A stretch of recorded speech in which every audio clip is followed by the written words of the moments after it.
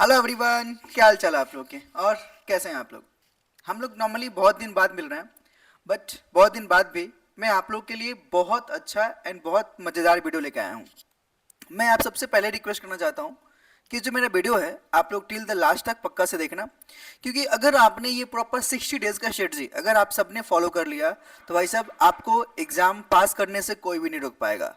तो कृपया करके ये जो मेरा प्रॉपर शेड्यूल है आप लोग के लिए, मतलब मैंने हर चीज को लेके बात किया कि अगला 60 दिन को आखिर आपको अप्रोच कैसे करना है, कि अगर आपका एग्जाम मई 26 में है तो आपको अगला मार्च और अप्रैल का यूटिलाइज कैसे करना है। मैंने प्रॉपर डिटेल में हर चीज को लेके बात किया है। देखो अगर मैं बताऊं तो भाई साहब ये 60 डेज प्लानर के अंदर में लेट मी टेल यू कि मुझे जो नॉर्मली बात करना है क्या क्या है। सबसे पहला मैं सब्जेक्ट वाइज आपको स्ट्रेटजी देने वाला हूं कि आपको पूरा पूरा 60 डेज को कैसे यूटिलाइज करना है, कैसे यूज करना है। मैं पहले उसको लेके बात करूंगा। उसके बाद में आपका जनरली डेली टाइम टेबल क्या होना चाहिए। जैसे कि बहुत सारे बच्चे हमको बोलते हैं कि भैया कितने घंटे पढ़े, हमारा थोड़ा सा एक बार शेड्यूल बना के दे दो ना। तो देखो भाई साहब, मैं देखो सबका अपना पर्सनल अप्रोच होता है पढ़ाई करने का, बट मैंने एक जनरल या फिर लेट मी टेल यू जो मैंने एक्चुअली में फॉलो किया था एग्जाम के टाइम पे, मैंने उस टाइप का प्रॉपर एक शेड्यूल बना के आप लोग को दिया है, डेली टाइम टेबल जो आप लोग फॉलो कर सकते हो। And the last revision formula that is very important. तो ये नॉर्मली मैं 3 चीज आप लोग के साथ में डिटेल में चर्चा करने वाला हूँ। हाँ, मे भी ऐसा पॉसिबिलिटी हो कि मेरा वीडियो थोड़ा सा 8 मिनट तक का हो, बट पक्का से देखना आपको सही में बहुत ज्यादा हेल्प करने वाला है। तो देखो भाई साहब, एज यू नो आपके पास में सब्जेक्ट नॉर्मली 4 हैं, अकाउंट्स, लॉ, मैथ्स और इको। देखो एक बात थोड़ा सा अपने माइंड में डाल लो कि आपके पास ये जो नॉर्मली 4 पेपर है, इन 4 पेपर में से कोई भी 2 पेपर में आपको मोर देन, ध्यान रखना, मोर देन दोनों पेपर मिला के आपको 120 लेके आना है। जी हाँ, आपको कोई भी 2 पेपर में मोर देन 120 मार्क्स लेके आना है, मतलब 60 मार्क्स ईच आपका होना चाहिए। दैट मे बी आपका अकाउंट्स हो, लॉ हो, दैट मे बी आपका अकाउंट्स हो, इकोनॉमिक्स हो। क्योंकि अगर आपको 200 का पूरा पूरा टारगेट पूरा करना है तो ये आपके माइंड में पहले से होना चाहिए, ठीक है ना। तो आप अपने अकॉर्डिंग आपका जो नॉर्मली कोर है उस पर थोड़ा सा काम कर लो। And let me tell you one more thing कि जो आपका सब्जेक्ट इकोनॉमिक्स है ना भाई साहब, ये इकोनॉमिक सब्जेक्ट आपको बहुत अच्छा मार्क्स देता है। इसमें तो भाई साहब 90 प्लस मैंने देखा है कि बहुत सारे बच्चों का आता है। तो आपको थोड़ा सा इस सब्जेक्ट पे ध्यान देना चाहिए कि इसमें आपका 70 प्लस आराम से आ सकता है। तो सोचो अगर 70 यहां से आ गया और 50 कहीं और से आ गया तो आपका 120 का कार्यक्रम पूरा हो गया, और बाकी 2 पेपर में 45 45 50 50 आ गया तो आपका चिका तो पार हो गया ना। तो that is what you should do and you should plan like that. Okay, now now जो मेरा 60 डेज ब्रेकडाउन है मैंने थोड़ा उसको लेके मुझे बात करनी है भाई। क्या है तो देखो, सबसे पहला जब मैंने ना क्या किया ना, देखो ना ये जो 60 प्लानर है मैंने इसको 3 पार्ट में ब्रेक किया है। कितने पार्ट में? 3 पार्ट में। कि पहला 30 डेज आपको क्या करना है, दूसरा 15 डेज और लास्ट 15 डेज आपको क्या करना है। मैंने 3 तरह से नॉर्मली इसको ब्रेक किया है। तो पहला पहला पहला फेज 1 आपको जो ध्यान देना है, बोलो कहां पे? अपने कंसेप्ट बिल्डिंग पे।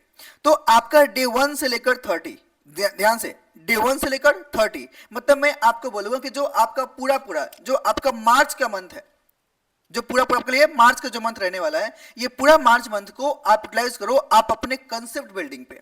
मतलब जब आपको कोई भी क्वेश्चंस हो, कोई भी आपका प्रोविजंस हो, कोई भी आपकी बाकी चीजें हो, तो पहला जो आपका ध्यान है वो कहां जाएगा? हर सब्जेक्ट के अंदर में जो आपका कंसेप्चुअल क्लैरिटी, जहां पे आपको डाउटफुल है जो भी चीज है, आप पहले उस पे काम करो। तो पहले 30 दिन आपको चारों पेपर के अंदर में जो जो प्रॉब्लम हो सकती है या जो आपको हो रहा है उस कंसेप्ट बिल्डिंग पे पहला ध्यान देना चाहिए, राइट। और इसके लिए आपको टारगेट स्टडी जो नॉर्मली है 8 से 10 घंटे करना चाहिए। और हाँ, 8 से 10 घंटे का जब मैं स्टडी की बात करता हूं तो लेट मी टेल यू भाई साहब, वीडियो देखना पढ़ाई नहीं होता।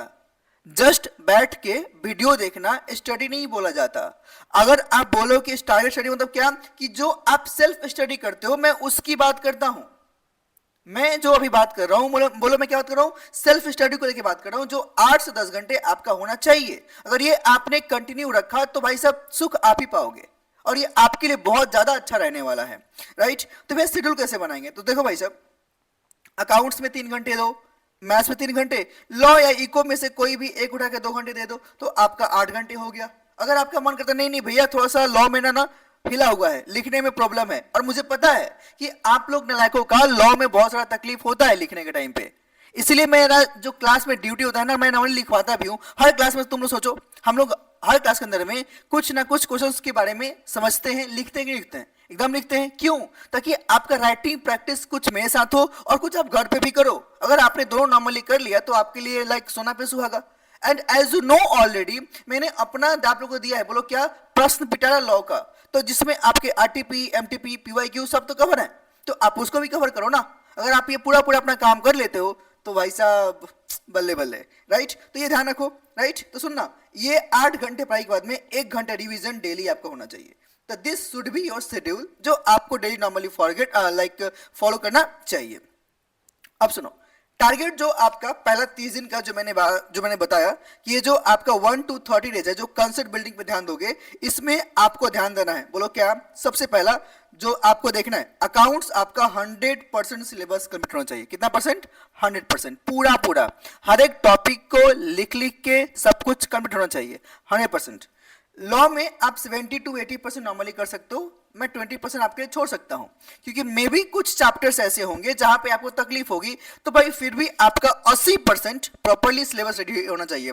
सेम गोज विथ मैथ्स, क्योंकि मैथ्स में भाई साहब 100% कवर करना, तो मुझे लगता है कि आप लोग के लिए अगर करने जाते भी हो तो बेवकूफ़ी होगी।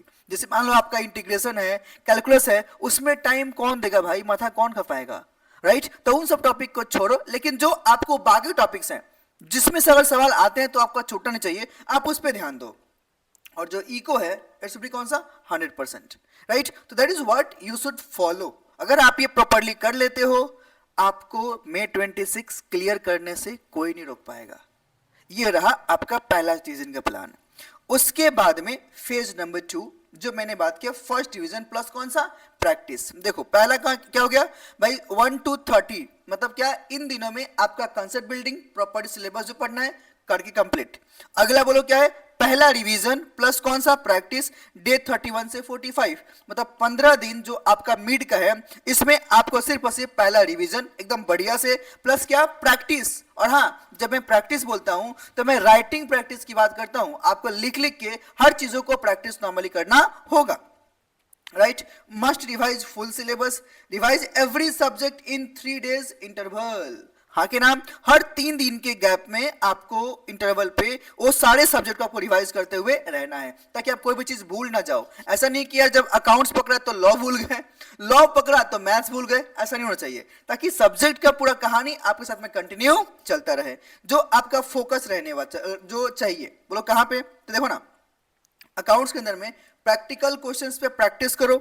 मैथ्स में आईसीआई का एमटीपी, आरटीपी, पीवाईक्यू पे ध्यान दो। मैं फिर से बोलता हूं, अकाउंटिंग के लिए प्रैक्टिकल क्वेश्चन जितने ज्यादा हो सके आप उसको लिख लिख के प्रैक्टिस करो, whether from the ICI math, from your like teachers math. Apart from that you can like refer RTP, MTP there as well, but normally for the practice in the maths मैं बोलूंगा आप ICI का MTP, RTP, PYQ पक्का से देखो। इसमें आपको real औकात का पता चलेगा कि आपका लेवल क्या है और इंस्टीट्यूट आपसे क्या पूछ रहा है, क्या मांग रहा है, राइट। लॉ के अंदर में राइटिंग प्रैक्टिस प्लस कौन सा? कीवर्ड्स पे ध्यान दो। हाँ के ना, जब मेन बोलो क्या है, राइटिंग प्रैक्टिस करो तो आपको करना पड़ेगा, साथ में जितने कीवर्ड्स हैं आपको उस पर नॉर्मली फोकस करना पड़ेगा। और इकोनॉमिक्स के अंदर में जो भी ग्राफ है, डेफिनेशंस है, फॉर्मूला है, दैट इज, मान लो आप लोगों का जैसे नेशनल इनकम वाला पार्ट है, उसमें आपका नेशनल इनकम में मतलब क्या है, एनडीपी, जीएनपी, ब्ला ब्ला चीजें हैं, आप उन सबको प्रॉपर्ली वहां पे नॉर्मली फॉलो करो, देखो। तो that is what you can focus for every subject, right. आगे देखो, सबसे इंपॉर्टेंट और सबसे अच्छा चीज, और 90% तो नहीं बोलूंगा, 80% बोल सकता हूं, बच्चे जिसको इग्नोर करते हैं भाई, मॉक टेस्ट ही नहीं देते हैं। Must appear for the mock test, पक्का से अपियर करो। हमारे पास में बहुत सारे मॉक टेस्ट लाइक अलाइन भी होंगे एग्जाम से पहले, अलाइन के अंदर में हमारे पास भी नॉर्मली सब चीज वहीं पे चलता है, हाँ कि ना, तो आप लोग उसमें नॉर्मली फॉलो कर सकते हो, ओके। अपार्ट फ्रॉम दैट जो आपका थर्ड फेज रहने वाला है, that is phase 3, final 15 days, that is क्या, 46 to 60। इसमें आपके सबसे इंपॉर्टेंट फेज रहने वाला है, जो लास्ट है ना, ये सबसे इंपॉर्टेंट फेज है। अगर आपने 45 डेज मस्त जो मैंने बोला आपने कर लिया, बट लास्ट का 15 डेज आपने डैश कर दिया तो कांड हो जाएगा। ये आपके सबसे इंपॉर्टेंट फाइनल 15 दिन होने वाले हैं, जिसको आपको फॉलो करना चाहिए। भाई क्या है, सबसे पहला सुनो, अल्टरनेट डे में आपका फुल सिलेबस रिवीजन होना चाहिए। मतलब जो चीज आपने पहली बार रिवाइज किया था, अब दूसरी बार, तीसरी बार, चौथी बार रिवाइज करो, ताकि मतलब चीजें है ना जो अब तुम्हारे एकदम पूरा छप जाए। आपको फिर दोबारा से मतलब ये नहीं कह रही यार याद ही नहीं आ रहा है, ऐसा नहीं चाहिए। आप अगर कुछ देख रहे हो आपको याद फट से आना चाहिए। हाँ कि ना? अगला क्या, 5 से 6 मॉक टेस्ट पक्का से दो, और हाँ हर सब्जेक्ट का 5 से 6, मतलब आपके पास में कम से कम 20 मॉक टेस्ट तो होना ही चाहिए। हाँ कि ना? अगला क्या है, अटैक ऑन वीक चैप्टर्स। जितने भी आप लोग यार ये चैप्टर मेरा कमजोर है, आप उस पर अटैक करो भाई, अटैक करो, छोड़ना ही नहीं है। प्रॉपर्ली उसको लेके समझेंगे, बार बार देखेंगे क्या हो रहा है। हाँ कि ना? ताकि वो चीज जो अगर एग्जाम में आता है तो वो मेरे को प्रॉब्लम नहीं चाहिए। डन है क्या? तो जितने भी चैप्टर हैं आप उस पर अटैक करो। हाँ कि ना? और इन लास्ट 7 डेज आपको कोई भी नया टॉपिक नहीं पढ़ना है, सिर्फ और सिर्फ आपको रिवीजन करना है, फॉर्मूला देखना है, समरी नोट्स को देखना है, और मॉक टेस्ट अपीयर करना है, मोस्ट इंपॉर्टेंट। बस अगर ये आपने प्रॉपर फुलफिल कर लिया तो भाई साहब आप एग्जाम अपना आराम से क्लियर कर सकते हो, कोई चाप नहीं रहेगा। एंड यही आपको नॉर्मली करना है, आपको यही करना है, ठीक है ना? राइट? और आइडियल टाइम टेबल जो आप लोग के लिए मैंने बना के रखा है, you can like follow. Morning 6 to 9 अगर आप जगते हो मॉर्निंग में तो प्रैक्टिकल सब्जेक्ट आप नॉर्मली उठा लो, 10 to 1 थ्योरी सब्जेक्ट उठा लो। सुनना, 6 to 9 भाई मॉर्निंग में थोड़ा सा क्या ना आदमी उठता है, नींद में थोड़ा सा रहता है, तो भाई प्रैक्टिकल करने से थोड़ा बुद्धि खुलती है। और थ्योरी हमेशा आप थोड़ा सा आफ्टरनून में लेके बात कर सकते हो, और हाँ बिना चावल खाए, चावल वगैरह मत खाना। और 3 to 6 आप प्रैक्टिस करो, हाँ कि ना? और 8 to 10 फिर से रिवाइज करो। तो that is what you can follow your schedule, जो मैंने आपके लिए बना के दे दिया। और एक्चुअली इट्स आइडियल। हाँ, अगर किसी को लगता है भैया ये तो सुबह दिन का बता दिया, हमको तो रात वाले आदमी है, भाई साहब तो ये सेम कहानी रात में फॉलो कर लो। हाँ कि ना? तो तुमको कब पढ़ना अच्छा लगता है तुम अपने अकॉर्डिंग देख लो, मेरे बोलने पर चेंज मत करना, क्योंकि सुनना सबका अपना इफेक्टिव टाइम होता है that you can follow. Right? तो तुम नॉवेल देख लेना। और हाँ, एवरी संडे को मॉक टेस्ट प्रॉपर दो, ठीक है ना? और इंपॉर्टेंट रिसोर्स जो आपको यूज करना चाहिए प्रॉपरली, यू शुड यूज क्या क्या, ऐसे study material, RTP, MTP, PYQ, और मेरा लॉ के लिए क्या, प्रश्न पिटारा, प्रश्न पिटारा। तो ये सब चीजें हैं जो आप यूज कर सकते हो एंड यू कैन फॉलो।